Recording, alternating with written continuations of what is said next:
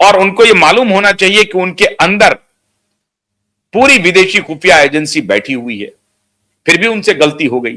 खैर, अब तो वो इस दुनिया में नहीं है, लेकिन एक बात मान के चलिए कि खमनई जन्नत से लड़ाई लड़ रहे हैं। और ये कोई मैं फिलॉसफी नहीं कह रहा हूं, जो भारत की जो सनातन परंपरा है वो भी इस बात को मानती है कि मृत्यु तो शरीर का नाश होता है, आत्मा तो अमर है।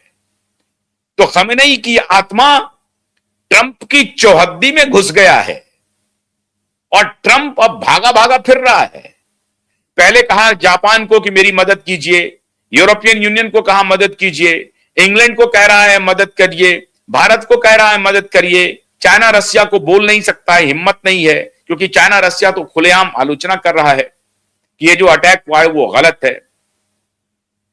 पहली बार अमेरिका को लग रहा है इतने कम समय में कि मेरी स्थिति वियतनाम और अफगानिस्तान की होने वाली है। इतने कम समय में आज तक अमेरिकी इतिहास में आज तक इस बात का एहसास नहीं हुआ था। ट्रंप को इस बात का एहसास हो गया है कि हम फंस गए हैं, बुरी तरह से फंस गए हैं, ये वॉर एस्केलेट करेगा और खमेनेई लगता है कि जन्नत से लड़ाई लड़ रहे हैं। उनके सूरमा ने मोर्चा संभाल लिया है। ये जो 34 टुकड़ियां बनी है ईरान की, और जो 34 टुकड़ियों के जो प्रमुख हैं वो सब खमेनेई है, समझिए, रक्त बीज हैं। एक मरते हैं, एक शहीद होते हैं, दूसरे खड़े हो जाते हैं, दूसरे शहीद होते हैं, तीसरे खड़े हो जाते हैं। किसको, कितनों को, कब तक तुम शहीद करते रहोगे?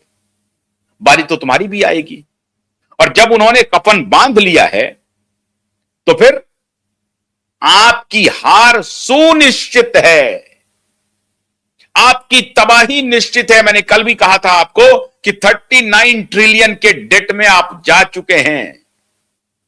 रसिया डॉलर में कारोबार नहीं कर रहा है। चाइना सऊदी अरब से भी, ईरान से भी जो खरीदारी कर रहा है वो डॉलर में नहीं कर रहा है। तो पेट्रो डॉलर अब धीरे धीरे कमजोर होगा। भारत में हालांकि आपका डॉलर बहुत मजबूत हो रहा है, लेकिन अन्य देशों में आपकी हेजेमनी खत्म हो रही है। साउथ अफ्रीका उधर बैठा हुआ है, वो कुछ और राग अलापेगा। यूरोपियन यूनियन की हालत खराब है, वो वॉर में जा नहीं सकता। छोटे देश अगर छोटा मोटा आपको वायदा भी कर रहे हैं, उस वायदे का कोई मोल नहीं है।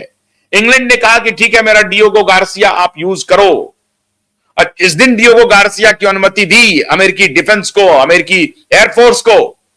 उसी दिन इस ईरान का मिसाइल हिट किया, एग्जैक्ट नहीं डियोगो गार्सिया को हिट कर पाया, लेकिन वहां तक पहुंच गया 3000 किलोमीटर। और अगर उसे एरियल वेरियल को उसके मिलाकर के चले तो 4500 किलोमीटर के आसपास रेंज को वो टच कर रहा है। 5000 किलोमीटर तक ईरान ने अपनी पहुंच बना ली, और ये है ईरान के शूरमा। और लगातार ड्रोन और मिसाइल का प्रोडक्शन माल लगातार जारी है, लगातार। और पीछे से मदद कर रहा है चाइना और रसिया। इस बात का इल्म हो गया अमेरिका को। और ये कितने दिन में इल्म हो गया? 22-23 दिन में ही इस बात का इल्म हो गया कि वियतनाम की स्थिति हमारी होने वाली है। रसिया ने तब वियतनाम को मदद किया था, चाइना ने भी मदद किया था। वही मदद अब यहां पर उन्होंने बढ़ा दिया है। तो उनको लग रहा है कि रसिया की तो बल्ले बल्ले हो रही है। रसिया का हथियार भी बिक रहा है, रसिया का तेल भी बिक रहा है। 1 महीने के लिए सैंक्शन उन्होंने हटाया हुआ है भारत जैसे देश के ऊपर। भारत भी तेल खरीद रहा है रसिया से। रसिया को जा रहा है पैसा साहब। रसिया की इकोनॉमी खराब होने की बजाय और दुरुस्त हो रही है इस युद्ध में। तो रसिया ऐसे युद्ध को चाहेगा कि बढ़े, वो नहीं चाहेगा कि ईरान सरेंडर कर दे। और रसिया और ईरान के बीच में वैसे परंपरागत दुश्मनी रही है, परंपरागत दुश्मनी रही है। लेकिन अभी इस वक्त में वो दुश्मनी भूल जा रहे हैं। अभी वो देखते हैं कि दुश्मन नंबर 1 कौन है। तो उनको लग रहा है कि दुश्मन नंबर ये ट्रंप है, अमेरिका है। तो दुश्मन नंबर 2 को मदद कर रही है रसिया, मदद किए जा रही है। चाइना को लग रहा है कि अमेरिका को पजामा में लाने के लिए यही अच्छा है। हम जो उनसे डायरेक्ट वॉर करते विभिन्न तरीके से, चाहे इकोनॉमिक वॉर करें या डायरेक्ट वॉर करें, डायरेक्ट वॉर तो वो करता नहीं है, चाइना तो छुप के रहता है। तो हम जो करते तो प्रॉक्सी वॉर में ही शामिल हो जाते हैं। तो वो पीछे से मदद कर रहा है। तो चाइना भी मदद कर रहा है, रसिया भी मदद कर रहा है। यूएस इंटेलिजेंस को पुख्ता जानकारी है कि सऊदी अरब इस युद्ध में मजबूरी में शामिल होगा। अगर होगा भी तो उसकी कितनी औकात है।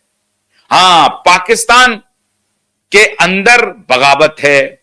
मौलाना मुनीर ने ट्रंप के सामने कह दिया है कि साहब हमारे 3 लाख सिया सैनिक बगावत कर देंगे, हमारी हालत खराब हो रही है, इस युद्ध को रोक दीजिए जैसे भी तैसे हो, युद्ध को रोकिए वरना हम खत्म हो जाएंगे, हमारी बगावत है।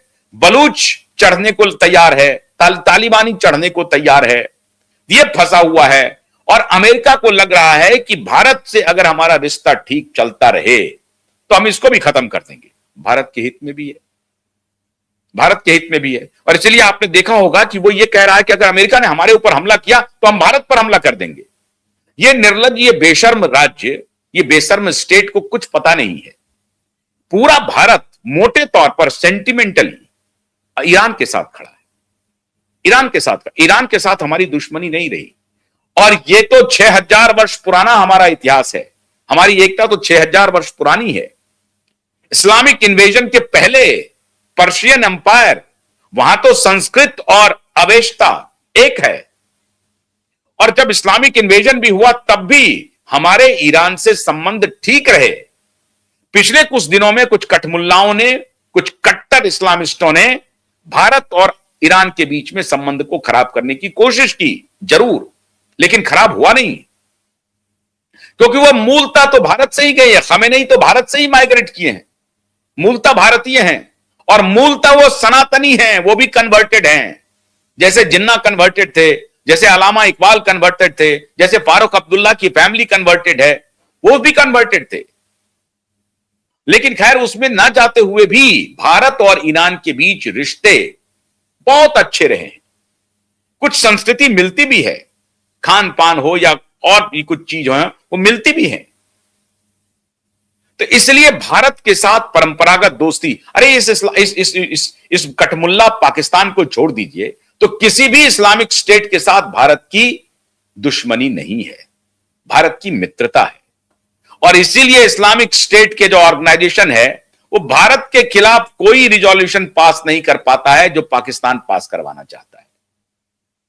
चाहे वो सऊदी अरब हो, चाहे यूएई हो, चाहे अन्य इंडोनेशिया हो, मलेशिया हो, कोई देश हो, ईरान हो, इराक हो, सीरिया हो, लीबिया हो, जॉर्डन हो, कोई देश नहीं भारत के खिलाफ है। भारत के साथ सबके अच्छे संबंध हैं।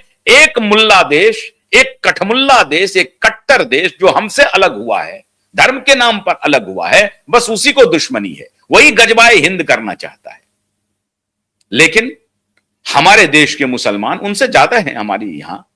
हम अमन चैन से रहते हैं, प्रेम से रहते हैं, सौहार्दपूर्ण तरीके से रहते हैं, अच्छा हमारा चल रहा है। मित्रों, पाकिस्तान इस बीच में जो कह रहा है कि हम निगोशिएशन कर रहे हैं, जिसकी पुष्टि व्हाइट हाउस ने भी नहीं की है, ईरान ने तो सिरे से खारिज कर दिया है। लेकिन ये खामखा बन करके सामने आ रहे हैं कि नहीं नहीं, मैं दोस्ती करवा रहा हूं। शहबाज शरीफ और मौलाना मुनीर की इतनी औकात है। मुझे तो शक है कि अमेरिकी ऑपरेशन संभवतः अब पाकिस्तान में शुरू होगी। इजराइल के निशाने पर पाकिस्तान है। तुम अपना पहले पिछवाड़ा संभालो, तुम्हारी हालत खराब होने वाली है। ईरान का छोड़ दो, ईरान तो फिर भी सक्षम है, ईरान तो लड़ लेगा। तुम जो न्यूक्लियर करते रहते हो, तुमको कब फिनिश कर देगा, चारों तरफ से घिरे हुए हो। ईरान अपनी लड़ाई रशिया और चाइना के प्रॉक्सी मदद से आगे बढ़ा रहा है और ट्रंप को आटे दाल का भाव पता चल गया है। ट्रंप बैकफुट पर है।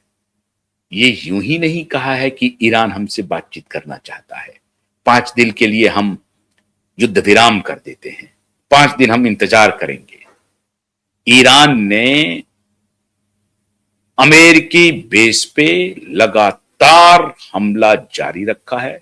इजराइल में अभी कुछ देर पहले की बात है, जब वो कह रहा है कि हम अभी कोई हमला नहीं करेंगे, इजराइल में मिसाइलों के हमले जारी हैं और जबरदस्त तरीके से जारी।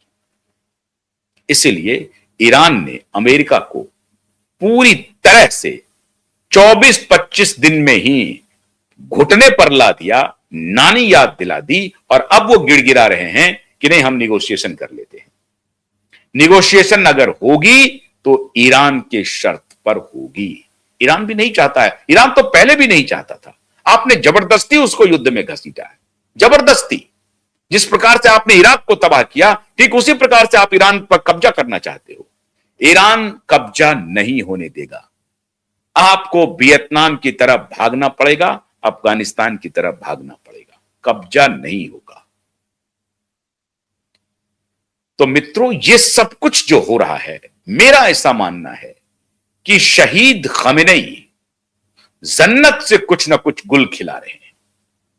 और ये तो खुदा ही जानते होंगे, ईश्वर जानते होंगे, उन गॉड भी जानते होंगे, अब यही सब जान रहे हैं।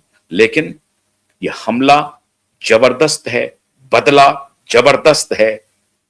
ईरान पूरी तरह से फ्रंट फुट पर लड़ रहा है, शहीद हो रहा है, लेकिन युद्ध रोकने का नाम नहीं ले रहा है।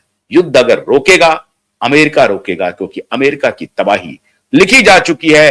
अमेरिका अगर खुद को नहीं रोका इस युद्ध में, तो आने वाले दिनों में अमेरिका का नाम लेवा कोई नहीं होगा। यह आप पक्की मान लीजिए। अमेरिका तबाही के कगार पर खड़ा है, इसलिए अमेरिका को अब इस युद्ध विराम को अपनाना ही पड़ेगा। बहुत बहुत शुक्रिया। नमस्कार।